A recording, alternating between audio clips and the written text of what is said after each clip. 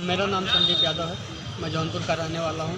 मैं विश्व हिंदू परिषद में सह युवा प्रमुख दायित्व पे कार्यरत हूँ। मैं गौरक्षा विभाग में हूँ। लगातार गौकशी की सूचना थी। एक गाड़ी थी जिसका गाड़ी नंबर था UP 44 BT 9358। काफ़ी दिनों से ये गाड़ी चलती है। हम लोगों को सूचना थी, इसके पीछे आज हम लोग लगे थे। बक्सा से गाड़ी हम लोग पीछा किए और हाउस टोल प्लाजा सिरकोनी के पास वहाँ पर प्रशासन के सहयोग से पकड़े।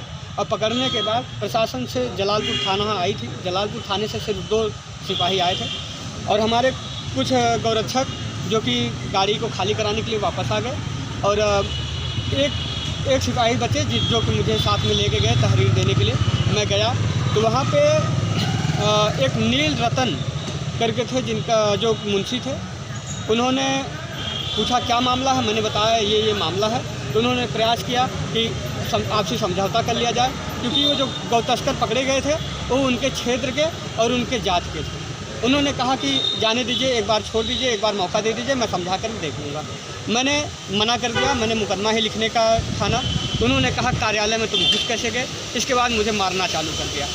मैं माफ़ी मांगता रह गया, लेकिन उन्होंने मारना चालू कर दिया। इसके बाद भद्दी गालियाँ देने लगे और मुझे थाने में बैठा दिए। बोले इसी गौ तस्करी में तुम्हें भी संलिप्त करके इसमें डाल देंगे मुकदमे में। मैं बैठा था और मुझे गाली दे रहे थे। तो मैंने बोला कि सर मैं समाज सेवक हूँ, मैं लगातार समाज सेवा कर रहा हूँ। मैं स्नेक रेस्क्यू से लगा करके, वाइल्ड एनिमल से लगा करके गौ तस्करी को रोकना और गौरक्षा करना, सारी चीज़ें कर रहा हूँ लगातार।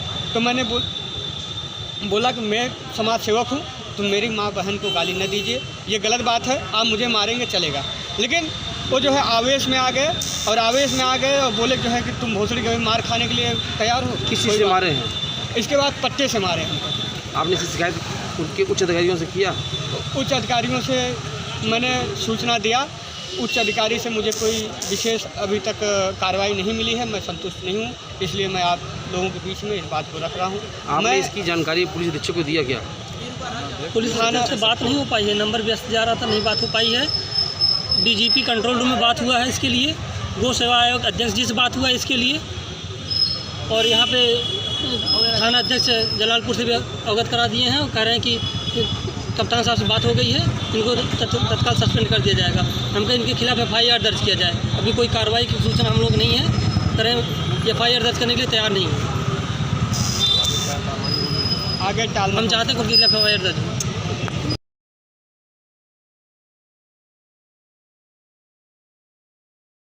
सबसे पहले तो मैं आपके न्यूज़ चैनल के सभी लोगों का जो भी आपसे जुड़े हैं अपने नए अस्पताल या प्रतिष्ठान शिफा nursing home and general hospital में स्वागत करना चाहूँगा।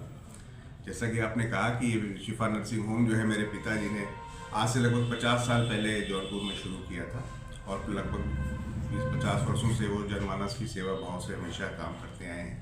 उसके लिए मुझे कुछ कहने की उसकी ज़रूरत नहीं है। आप सभी लोग उनके से अवगत हैं। तो उसी नाम को, उसी लेगेसी को हमने कंटिन्यू करते हुए उसी पुराने शिफा नर्सिंग होम के ठीक सामने एक तरह से समझिए ये नया अपना अस्पताल शुरू किया है शिफा nursing home and general hospital के नाम से।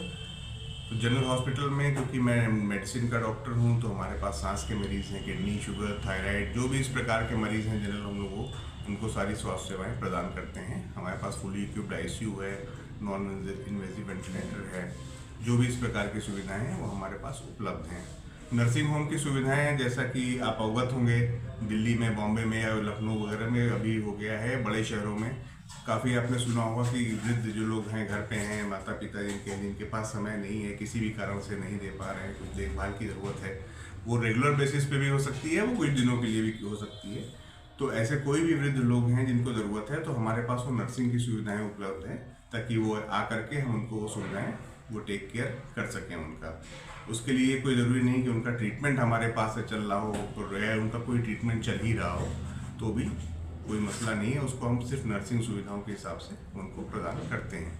बाकी जो है सुविधाओं में अभी हमारी स्टार्टिंग में जैसा कि पहले भी था, आप जानते हैं मैं नोबल हॉस्पिटल में बैठा करता था, तो अब वहाँ पे मैं नहीं बैठता हूँ। अब हमने यहाँ पे अपना प्रतिष्ठान शुरू कर लिया है। तो इस अस्पताल में हर सोमवार को सांस की स्पायरोमेट्री जाँच होती है, जो सांस के मरीजों के लिए सबसे बेहतर जांच मानी जाती है।